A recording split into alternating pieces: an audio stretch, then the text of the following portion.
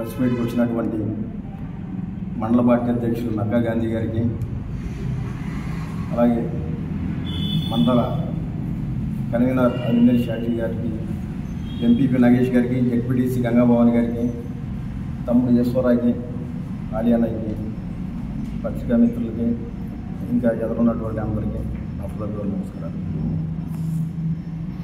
13వ తారీఖు ఎలక్షన్ రోజున నేను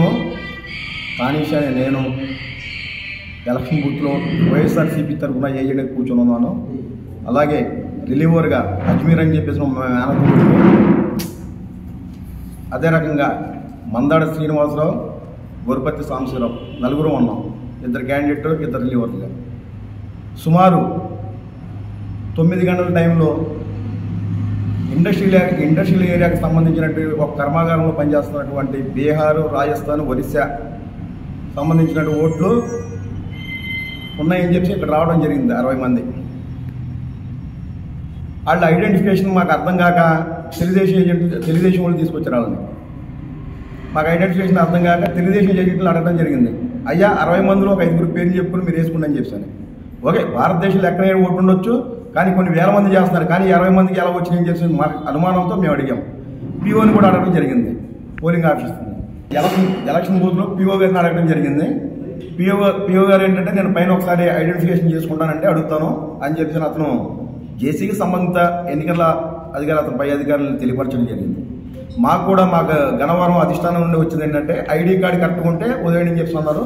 పీఓ గారు కూడా ఐడి కార్డు కట్టుకుంటే జేసీ గారు ఇచ్చేయమని చెప్తున్నారు, ఓటు అని చెప్తున్నారు. మేము అబ్జెక్షన్ పెట్టలా. పోలింగ్ జరుగుతుంది.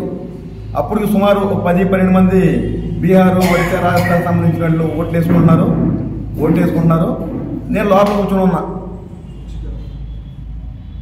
నేను, మా ఇంకొక ఏజెంట్ ప్లస్ టీడీపీ ఏజెంట్లు నలుగురు లోపల కూర్చొని ఉన్నాము. సుమారు 11 గంటల ఆ టైంలో, 10:30-11 గంటల ఆ టైంలో ఆళ్ల వెంకట గోపాలకృష్ణ గారు, రంగగూడకు చెందినటువంటి వ్యక్తి, ఆ బూత్లోకి గబాగబా రావడం జరిగింది. వచ్చి రాగానే పీఓని, ఇక్కడ పీఓ ఎవడు ఏంటి, ఓటింగ్ చేయాలని ఇవ్వట్లేదంట, ఐడి కార్డు సరిగ్గా ఓటింగ్ ఇచ్చేయాలి, లేకపోతే నేను ఉద్యోగం పీకి ఇచ్చేస్తాను, జేసీకి చెప్తాను, నీ ఉద్యోగం పీకి ఇచ్చేస్తానని చెప్పి పీఓతో ఆ రకంగా సంబోధించడం జరిగింది. తర్వాత ఆయన వెళ్ళిపోతూ ఇక్కడ టీడీపీ ఏజెంట్లు ఎవరు జాగ్రత్త ఓటింగ్ చేయించేయండి, తొక్కేస్తాను బూత్లో ఉండి బయటకు వచ్చేయడం జరిగింది. కావాల్సి వస్తే అంటే దానికి ఎవిడెంట్ ప్రూఫ్ సీసీ ఫుటేజ్ ఉంది. వాళ్ళ ఓట్లకు సంబంధించి లోపల అది జరిగిన సంభాషణ, అది వాస్తవా కాదని చెప్పి సీసీ ఫుటేజ్ తెప్పించుకోవాల్సి ఉంది. నేను అడుగుతున్నాను. అదే రకంగా బయటకు వచ్చేసిన 5 నిమిషాలకి పెద్ద కేకలు వినపడుతున్నాయి. సరే అని చెప్పి ఏంటని చెప్పి గబాగబా బయటకు వచ్చేయడం జరిగింది. బయటకు వచ్చేయడం జరిగితే ఘర్షణ పడుతున్నారు. ఘర్షణ పడితే ఏంటి అని చెప్పి అడగంగా అక్కడ జరిగిన సంభాషణ ఏంటంటే, ఈయన బయటకు వస్తా, అక్కడ పోలీసు వారు కూడా ఉన్నారు, ఆయన అనుమానం పోలీసు వారు కూడా ఉన్నారు, ఎస్ఐ గారు ఉన్నారు, 20 కానిస్టేబుల్ గారు ఉన్నారు. బయటకు వస్తా వైసీపీ లంచా ఉడుకులు తోలు తీస్తా, తొక్క తీస్తా అని చెప్పి తొడగొట్టడం జరిగింది. తొడగొడితే మళ్ళీ వాళ్ళు సర్పంచ్ గారి భర్త అక్కడ పర్యవేక్షణ సందర్భంలో అక్కడ వచ్చున్నారు.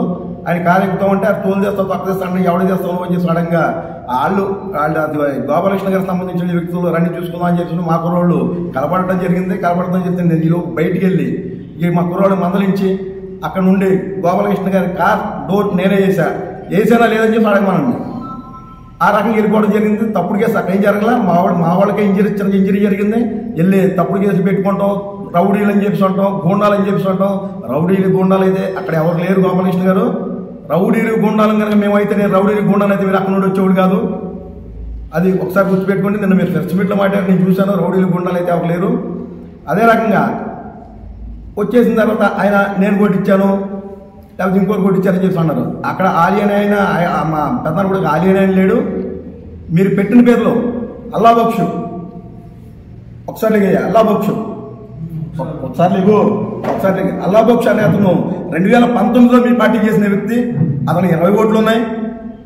అతను ఇప్పుడు మా దగ్గరికి వచ్చాడు. అతను రౌడీనా అంటే, మీ పార్టీలో ఉన్నప్పుడు రౌడీ కాదు, మా పార్టీలోకి వచ్చిన తర్వాత రౌడీనా?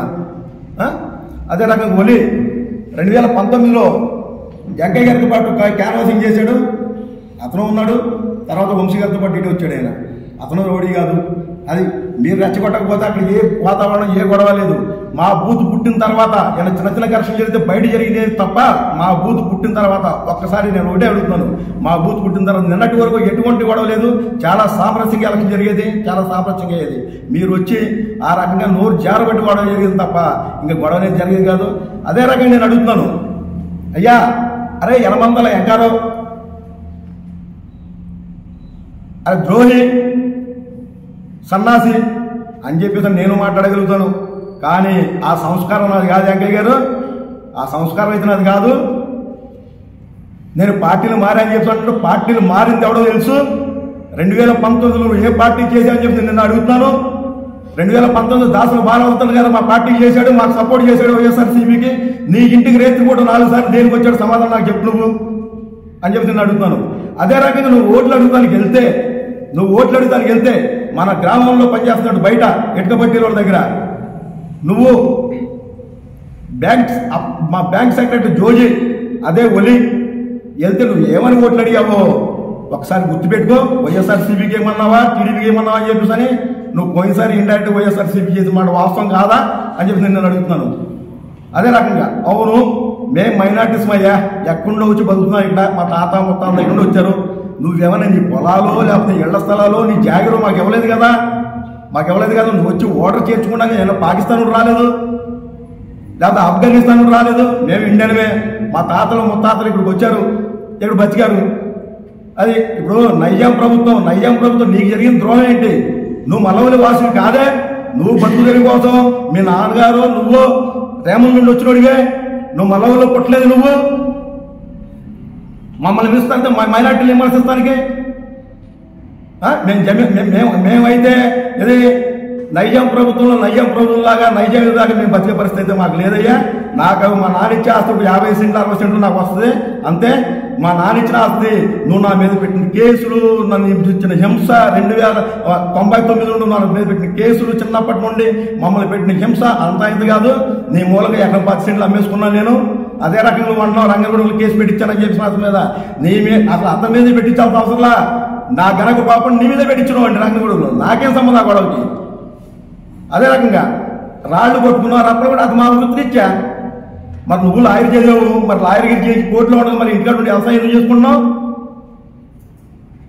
నా కోరి ఉంది, నేను కొనుక్కున్న కృష్ణారావు దగ్గర గవర్నమెంట్ పర్మిషన్ తీసుకున్నా, గవర్నమెంట్ ట్యాక్స్ కడుతున్నా, నీకే రకమైన అర్హత ఉందని చెప్పేసి నువ్వు జియోగాన్ సర్వేలో తెలుగుదేశం ప్రభుత్వంలో జియోగాన్ సర్వేలో Mallavalli forest RS number 11 industry area చేసేటప్పుడు నువ్వు ఒక మొక్క పెట్టలేదే, ఊరు మొత్తం అడుగుదాం, నువ్వు ఆ మొక్క పెట్టలేదే, నువ్వు పొలం దున్నలేదే. మరి నువ్వు జియోగాన్ సర్వేలో నీ పేరు రాపించుకొని పాపం వేరే వాడు పేరు రాపించుకొని నువ్వు 58 లక్షలు ఎలా దొబ్బావని చెప్పి నేను అడుగుతున్నా. ఎలా దొబ్బావు నేను అడుగుతున్నా. 2019లో నేను చిన్నపిల్లలుగానే నా మీద అటెండర్ కేసు కట్టించావు నువ్వు. అప్పుడే నేను రాజకీయాల్లోకి నీ కేసు కట్టించిన తర్వాత రాజకీయాల్లోకి వచ్చా. అప్పుడు నాకు రాజకీయం లేదు, నీ ప్రభుత్వమే, నీ టీడీపీ ప్రభుత్వమే 99లో. అయినప్పటికీ కూడా మా ఇళ్ల మీద దాడులు చేయించావు, మా తలకాయలు బాగా కొట్టించావు, మీ వాళ్ళ మీద అక్కడ ఉన్న వాళ్ళ మీద కేసులు కట్టించావు. అప్పుడు నాకున్నది 20 ఓట్లే. ఈ రోజున అదే 20 ఓట్లు నువ్వు మిగిల్చుకున్న ఊళ్ళో నన్ను నాయకుడు చేసింది నువ్వే. మాలో తగాదాలు పెట్టి, మాలో గొడవలు పెట్టి, మాలో ఇచ్చేసి అక్కడ ఎలా తయారు చేసామంటే, నా దగ్గర ఉన్న కుర్రోడు నాకున్నది 3 కుటుంబాలు. మా పెద్దనాన్నగారిది, నాది, మా మేనత్తది ఉన్నది. మేము రాజకీయం స్టార్ట్ చేసినప్పుడు 99లో అంతనా మేము రాజకీయం స్టార్ట్ చేసినప్పుడు ఏ 3 కుటుంబాలు మిగిలిని నువ్వు ఎంత ఆ ఒక కుటుంబాన్ని ఇచ్చేసుకుని నువ్వు ఎంత దిగజారావంటే అక్కడ నీ పార్టీని భూస్థాపితం చేసుకున్నావు అక్కడ. అది వాస్తవం కాదా? అయిపోయింది. 2099 నుండి నువ్వు అటెంప్ట్ మర్డర్ కేసు మీ మీద మా తలకాయ పక్కన కొట్టేస్తున్నా, మీ మీద చేయించుకున్నా, మేము రాజీ పడ్డాం, అందరూ భాయి ఉన్నామని చెప్పేసి. అయినప్పటికీ కూడా నువ్వు వెంకరావు గారు వెంకరావు గారే పిలుస్తా, నన్ను రౌడీ అన్నావు, నన్ను ఇదన్నావు, అరే అన్నావు, తురే అన్నావు. అయినప్పటికీ కూడా వయసులో పెద్దవాడు నీకు గౌరవిస్తున్నా. 2012లో మడిచెర్ల నుండి వస్తా ఒక వ్యక్తి బాజీ అలియాస్ డబ్బాలు అని చెప్పేసి అతను టీఎస్ ఎక్సెల్ మోపెడ్ వేసుకుంటా వస్తా. ట్రాక్టర్ అతనికి వృద్ధంగా పడిపోయి ట్రాక్టర్ ట్రేస్కాకి వెళ్ళిపోతే, అతను ఆ రకంగా యాక్సిడెంట్లో చనిపోతే నువ్వు చేసింది ఏందయ్యా? నా కుటుంబం మీద, నా మేనమా మీద, నా తమ్ముళ్ళ మీద, మా పెద్దనాన్నగారి అబ్బాయిల మీద నువ్వు మేమే చంపేశామని కేసులు పెట్టించావు. ఆ ఊరిని అల్లాకల్లోలం చేశావు. నువ్వు కాదు అల్లాకల్లోలం చేసిందే.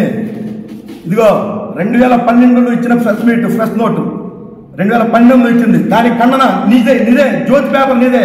మేము అన్నాదమ్ముల్లా బతుకుతున్నాము, మా మధ్య శిక్షలు పెట్టొద్దు, మేము మైనార్టీస్ లేనోళ్ళము, నలిగిపోతున్నావు కేసులు వద్దని చెప్పి అయినప్పటికీ నువ్వు వదిలిపెట్టలా. మేము చంపేసామని చెప్తున్నాం.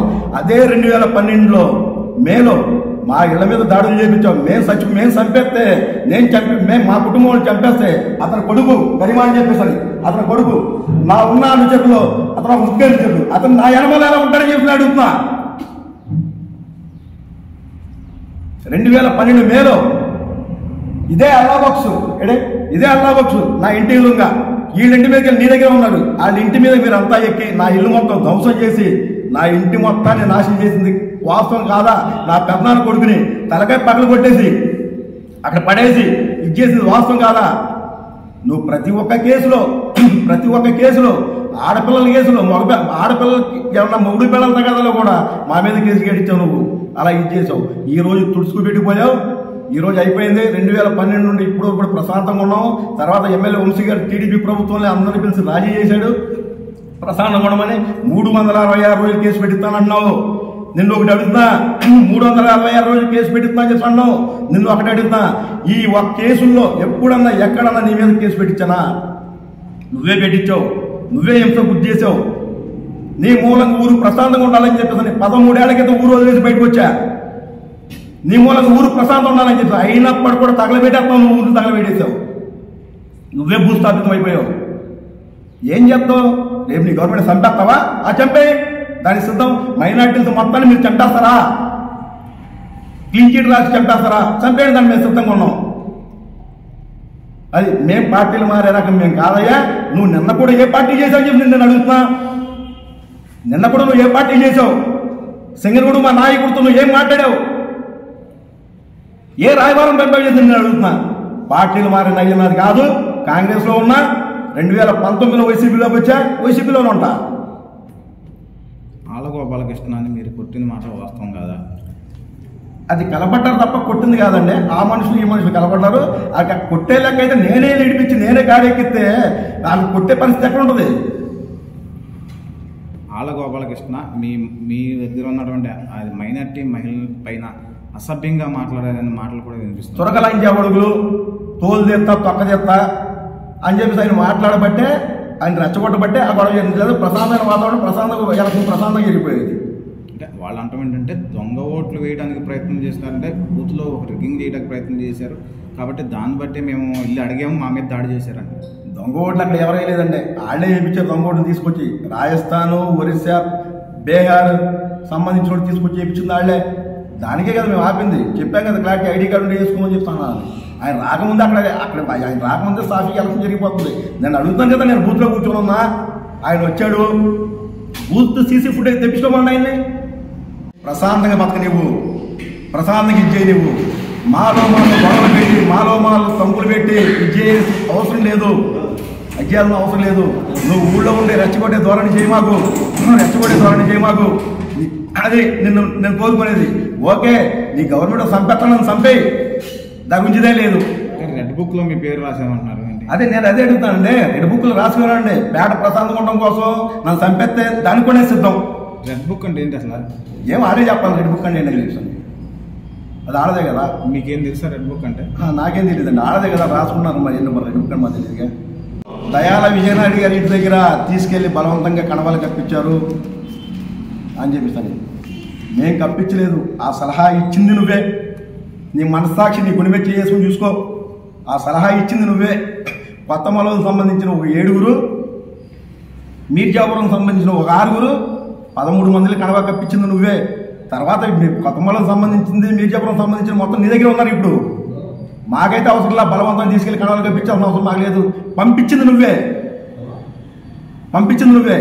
నువ్వు ఏ పార్టీ చేస్తున్నావు చెప్పి నిన్ను అడుగుతాను, నువ్వు అది గుర్తుపెట్టుకో అంతే.